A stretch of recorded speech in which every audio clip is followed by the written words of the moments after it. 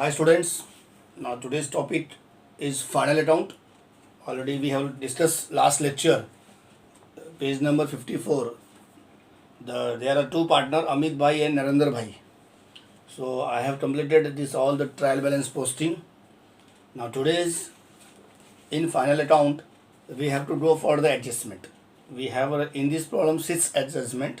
So today we will cover these all the 6 adjustment with the tally. So please pay attention and read the all the adjustment carefully, even in your exam also. And this is a very IMP adjustment, and some of the adjustment already you have studied in 11th standard. So now first adjustment, page number 55, it is given. First adjustment start on hand 31st March 2019 was 43,000. So start on hand means closing stock. Start on hand means closing stock. And what is the meaning of closing stock? Closing stock means unsold, unused material. In partnership firm, the stock, the goods which is not sell, which is unused, which is not used, we can keep aside at the end of the year, that we call stock in hand. That means closing stock. It was the rupees of 43,000. So you know very well, adjustment we will have to do two effect, because this is a double accounting method, double entry method. So we have to show two effect. The start in hand, we can start here, final account adjustment, and page number 55.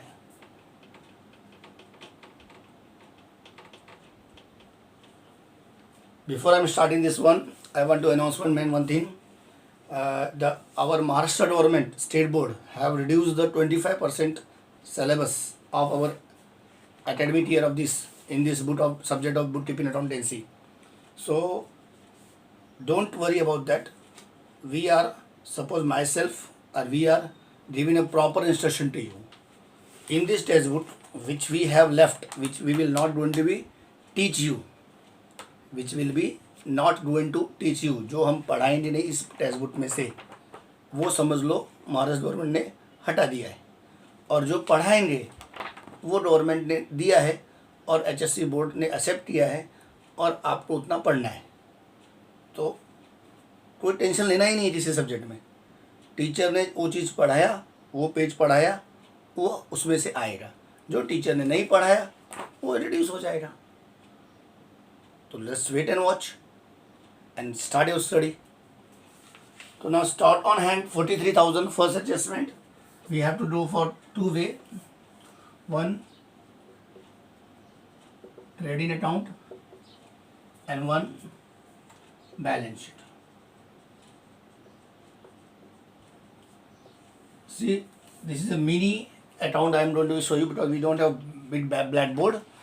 So we are showing in shortcut way, but you will able to understand because this is not a new thing for you. This already we have studied in the 11th standard.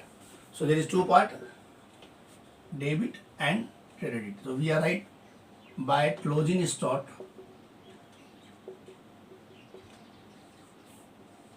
and value is 43,000 in outer column,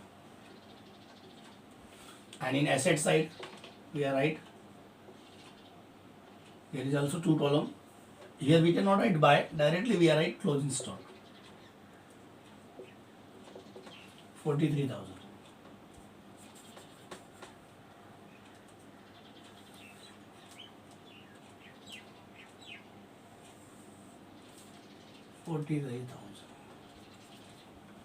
So this is the two effect. First effect is closing trading credit side. Second effect is balance sheet asset side. So now first adjustment is that over now.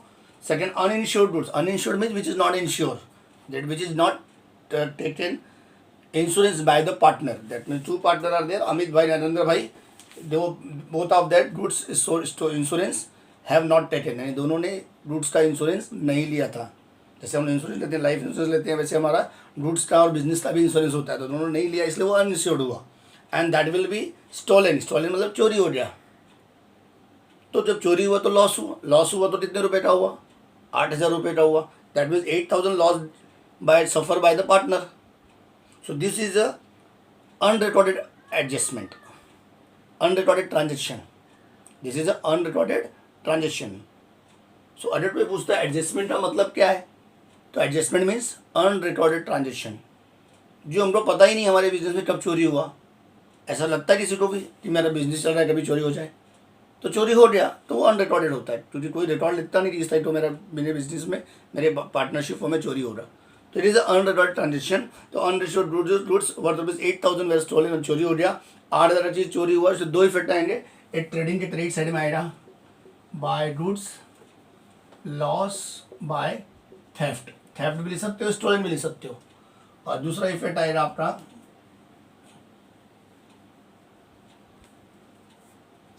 Profit and loss account debit side,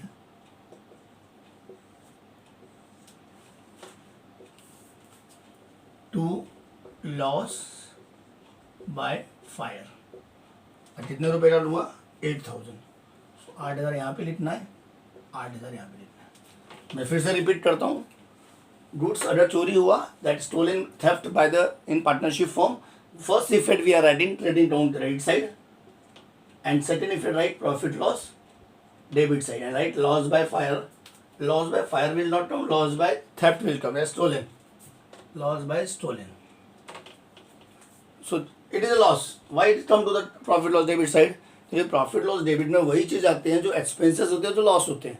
तो यहाँ partnership को loss हुआ, कैसे loss हुआ, how it was that, because the goods stolen by the theft, चोरों ने आके goods को चोरी कर लिया, तो पार्टनर को 8,000 का नुकसान हो गया।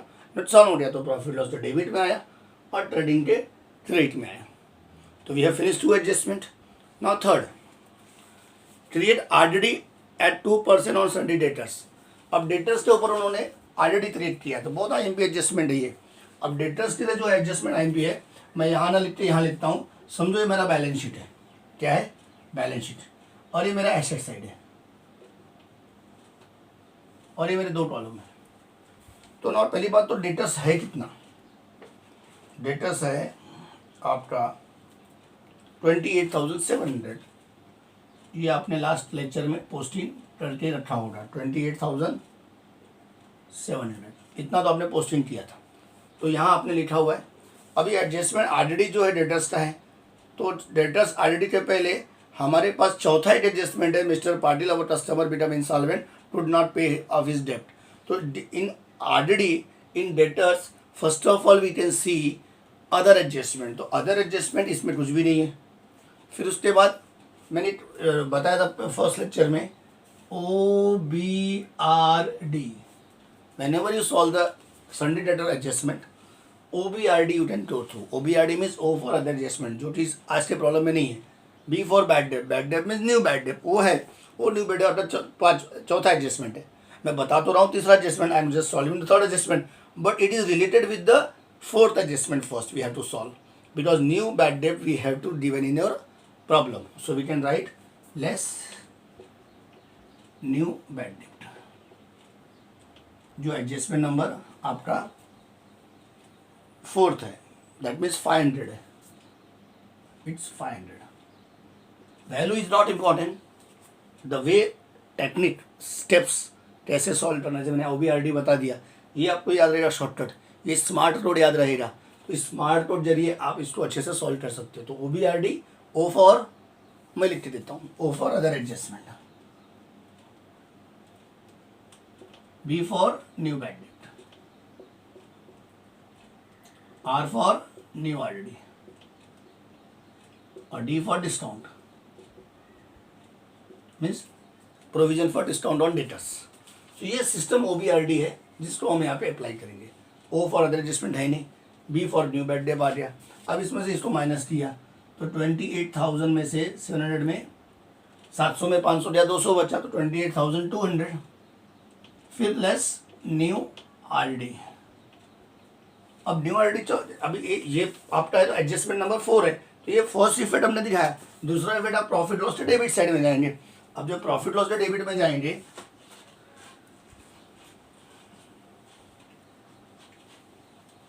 मैं थोड़ा यहाँ बना देता हूँ। जब प्रॉफिट लॉस अकाउंट के डेबिट साइड में आप जाओगे तो आपको यहाँ पे लिखना है 2RDD अकाउंट, जिसके लिए पहले आएगा ओल्ड बैड डेब्ट, फिर प्लस न्यू बैड डेब्ट, फिर प्लस न्यू RDD, एक लाइन छोड़ के ओल्ड RD। ये तो आप फॉर्मेट आपको लिखना ही, जो मैंने आपको 11th स्टैंडर्ड में बताया था। अब इसको लिखते समय आपके पास ओल्ड बैड डेब्ट जो है वो दिया है आपके पास 500, वो आपको यहाँ पे लिखना है। मैंने यहाँ पे क्या लिख दिया, टी मतलब ये ट्रायल बैलेंस आया, ए मतलब एडजस्टमेंट से आया, तो ये न्यू बैड डेब्ट और ये न्यू बैड डेब्ट। आपका फर्स्ट इफेक्ट इधर आया, सेकेंड इफेक्ट इधर आया। अब न्यू RDD का प्रॉब्लम में 5% बोला है, 2% आए, तो आपका 28,200 इंटू 2/100, ये दोनों कट गया। अब बचा 282 इंटू 2, 2 2 जा 4, 2 8 जा 16, 2 2 जा 4 and 1 5, 564।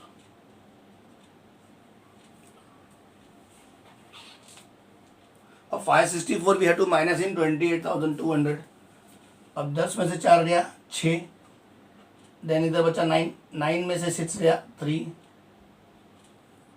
इधर बचा 1, 1 में से 5 नहीं, 11 में से 5 गया 6, 7 2। लेट यू चेक आंसर, आपका आंसर भी चेक करना चाहिए कि भैया मैंने जो माइनस प्लस किया है वो सही कि नहीं है। 27636 माइनस 564, 6 4 10, 8 6 3 9 10, 8 6 5 11, 8 12, 8, मेरा आंसर सही है।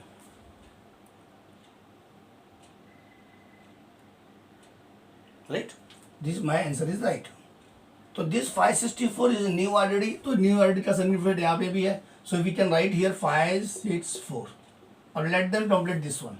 तो इसको अभी आउटर कॉलम में लिखना नहीं है, हो सकता है और भी एडजस्टमेंट हो, जैसे O फॉर एडजस्टमेंट नहीं है, B फॉर बैड डेब्ट हो गया, R फॉर न्यू RDD हो गया। देखो यहाँ पे सेम है, एंड डिस्काउंट प्रॉब्लम में नहीं दिया है, तो वी कैन राइट डायरेक्टली 27636।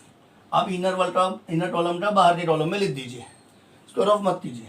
आपको इनर कॉलम का टोटल बोर्ड में एग्जाम में चेक होता है, इनर कॉलम अगर लिखा है तो कोई मार्क्स कटता नहीं है। So now this is the second effect. Now इसको हम लोग ऐड करेंगे 4 6 एंड 15।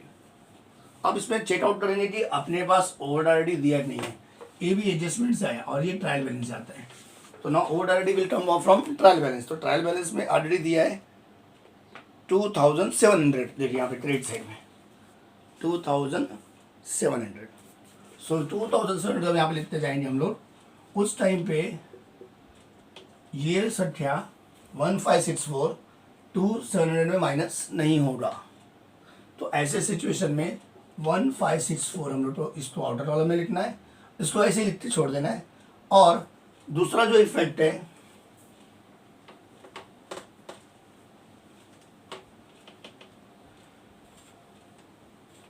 ये तो डेबिट पार्ट था, प्रॉफिट लॉस था। अब ये प्रॉफिट लॉस अकाउंट का मैं क्रेडिट पार्ट बता रहा हूँ। यहाँ पे आएगा बाय ओल्ड RDD और आउटर कॉलम में लिखेंगे ये वाला अमाउंट 2700। ये हर एक प्रॉब्लम में नहीं करना है, it is not for every problem, but you have to check it out कि this amount is 500, this is a 500 will come, this is a 564 will come. So इसका 1564 हो रहा है टोटल, और आपका ओल्ड RDD न्यू बैड डेब्ट new RDD कम है और ओल्ड RDD ज़्यादा है, तो आपको क्रेडिट साइड में लिखना है दिस 2700। हाँ, अगर यहाँ पे 1564 में 1000 यहाँ पे होता तो आप इसमें से -30 यहाँ पे लिख देते, तब वहाँ पे लिखने की ज़रूरत नहीं है। मैं फिर से रिपीट करता हूँ, अगर आपका ये टोटल प्रॉब्लम सॉल्व करते समय, if you are then solving the problem at that time, if it is in debit side, if it is a new bad डेब्ट एंड ओल्ड बैड डेब्ट is less and old RDD is more. मैं थोड़ा एक shortcut आपको बता देता हूँ। If old bad debt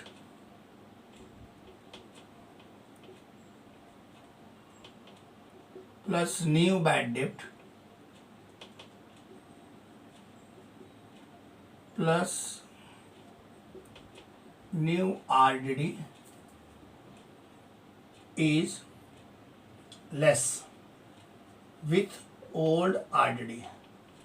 तो TCR means trading credit side, and if old bad debt plus new bad debt plus new RDD is more than old RDD, then top minus 30 we have to minus and write in the outer column. So this is a very important signal. तो ये आप एक shortcut method में आप लिख सकते हैं. So we have completed its third and fourth also. So now fifth adjustment and sixth adjustment is a very easy. It is a base from 11th standard. ये आप लोग ने 11th standard में पढ़ा है. But as per my lecture today I will cover this sixth adjustment. So पाँचवा और छठवा भी मैं आज ही भी बताऊंगा. ये चीज़ मैंने अभी आपको प्रेजेंट किया. आप YouTube में बार बार जाके रिवाइज करके उसको देखो, एक बार, दो बार, तीन बार, चार बार, and definitely you will get the answer. And if it is not you are getting now, call me anytime. You can call me. I will reply you and I will explain in Hindi, Marathi, and in English also. Because if you are calling, you can keep with your notebook with you. You can keep your textbook with you. You keep your pen pencil with you. Then I will explain according to by this page number.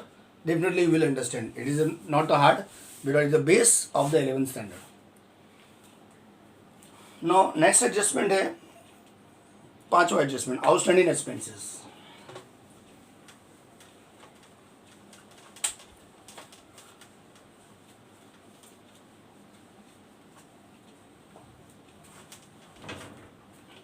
ना outstanding expenses के लिए आपका rent दिया है, तो आपने rent कहाँ पे लिखा है? रेंट लिखा है आपने प्रॉफिट एंड लॉस अकाउंट के डेबिट साइड टू रेंट. कितना लिखा है? ये सब लास्ट लेक्चर में आपने लिखा है. Rent will be 1500, 1500. So you can write 1500 here. And outstanding rent is there, so 800 we have to write.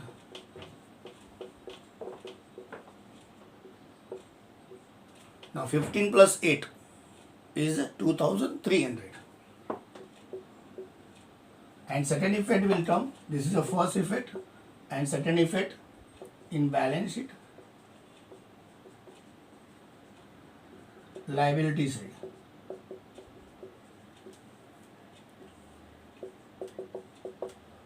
Outstanding rent is 800. So what is the meaning of outstanding? Outstanding means unpaid. यानी जो business में expenses में accounting year तक partners ने पैसा नहीं दिया है, अनपेड है, आउटस्टैंडिंग है, जो देना है, तो वो हमको उसको ऐड करना होता है, और वो हमको लायबिलिटी में बताना पड़ता है, और ऐड करके आपको प्रॉफिट लॉस में एक्सपेंसेस में दिखाना होता है. क्योंकि एक्चुअल एक्सपेंसेस 2300 था और आपने दिया कितना है? 1500. तो 800 बाकी था तो आपने 2300 हुआ. और जो बाकी होता है, जो देना होता है, हमारे लिए बिजनेस में क्या होता है? लाइबिलिटीज़ होता है, which we have to pay. That is our liabilities. Understand? Now next fifth adjustment also salary is there. Salary is also we are writing in the profit loss debit side. Not salary we have written 300. Sorry, outstanding is 300. What is the actual salary? 3,800. So we have to write 3,800 here. And outstanding is 300. So we can write 300. Same, we can put the plus mark. Outstanding salary 300. That will come 4,100. And same second effect, outstanding salary is 300. One more adjustment is also here, hidden adjustment advertisement, which is page number 54. मैं 6 adjustment नहीं है, 7वां adjustment भी है. Students, when we are solving this problem, you have to must pay attention more. बहुत ज़्यादा ध्यान देना पड़ता है.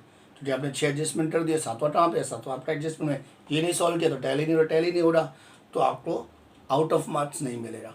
So that means advertisement is 10,000 for 2 years is given. So we can write advertisement also here.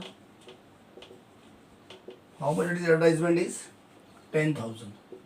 Right in the this is the hidden adjustment. This advertisement is page number 54, hidden adjustment. Either you can call the silent adjustment also. So this adjustment also we have to do to effect. तो 2 years का advertisement partner ने दिया था 10,000, तो ये deferred revenue expenditure है जिसमें 10,000 रुपया पार्टनर ने दिया.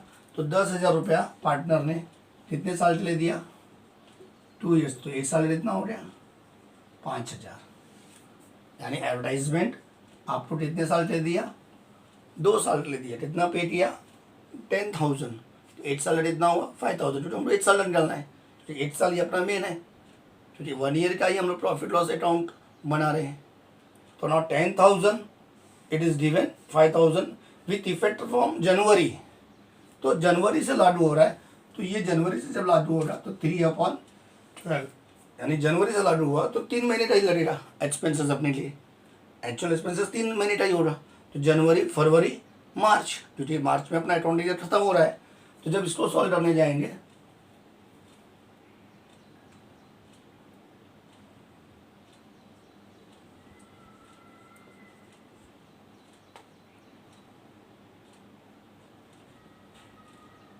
बारह दहा में 120, 30, 12 दूनी 24, 12 पंचे 60, 1025. So this is 1025 is actual expenses. और फिर जो बचा हुआ है आपको यहाँ पे माइनस करना होगा. 1025 वह 10,000 और 1,000 गया, तो कितना बचा? 9,000. 9,000 में 25 गया तो 9,000 में 25 गया तो 8,075. 8,975.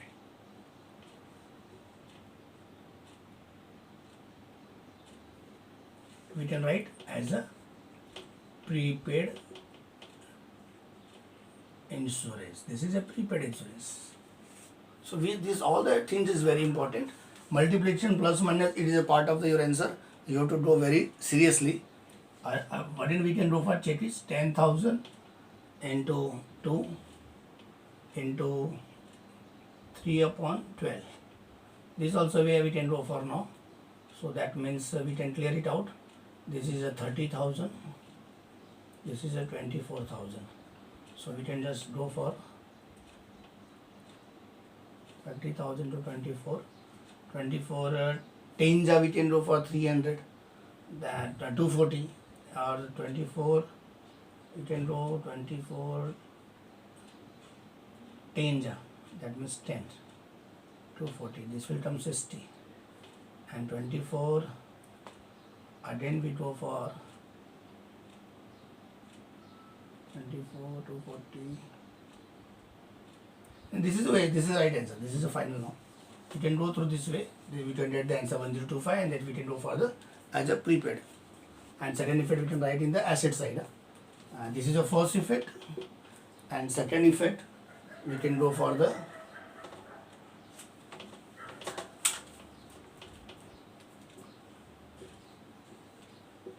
balance sheet, asset side. That will be prepaid advertisement. Prepaid advertisement. Prepaid advertisement is 8074. And now last adjustment, its one is depreciation of factory building. So factory building we are writing in the asset side only.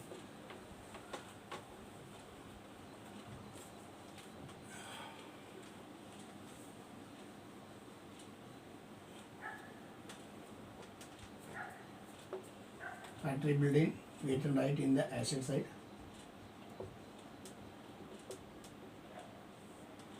And what is the value of factory building? The value is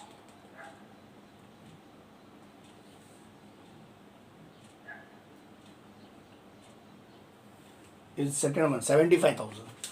So we can write 75,000 here, and for that we can have the 2,500 depreciation. So we can minus depreciation 2,500. 75,000 में 2,000 गया तो कितना? 73. 73 में 500 गया तो 72,500. And second effect again profit loss debit side to depreciation on factory building is 2500, and again last furniture is there 1,95,800. Furniture 1,95,800. 1,95,800. We can minus now 1,800 minus depreciation 1,800, and certain effect will come to depreciation on furniture is 1,800. Now we can minus here now 0 0 880 5 minus 4 91 1,94,000 in outer column.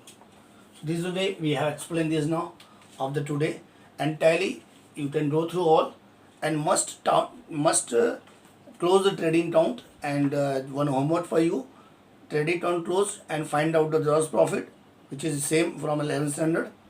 Get gross profit gross loss whatever it comes, जो भी gross profit gross loss आएगा, then you can transfer, उसको transfer करो profit loss debit side, अगर profit है तो loss है तो प्रॉफिट लॉस क्रेडिट साइड, उसका भी टोटल करो।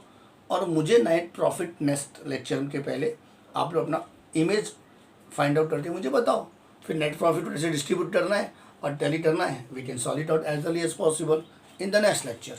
और सेकेंड आपका जो 55 है इसका होमवर्क है कि आपको ट्रायल बैलेंस का पूरा पोस्टिंग करके रेडी करना है, ओनली पोस्टिंग, फिर एडजस्टमेंट मैं आपको बता दूंगा। और जो अगर नहीं आता तो छोटे रखो, मैं जब लेक्चर में आऊँगा and then I will explain this one, कौन सा पोस्टिंग कहाँ आता है आप क्रॉस चेक कर लेना, और जो नहीं आता आपको पता चल जाएगा। Okay, thank you very much and stay at home and do study and study work hard. Thank you.